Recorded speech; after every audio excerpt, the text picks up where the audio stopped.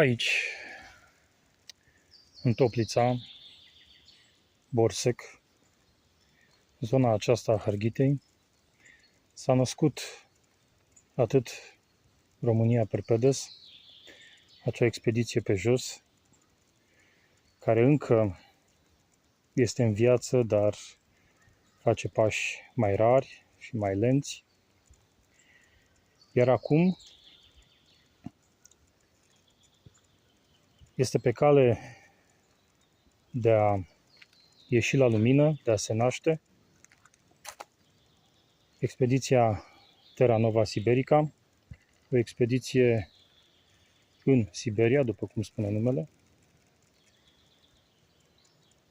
pentru natură, pentru viață, pentru oameni, pentru tot ce este mai frumos și mai interesant.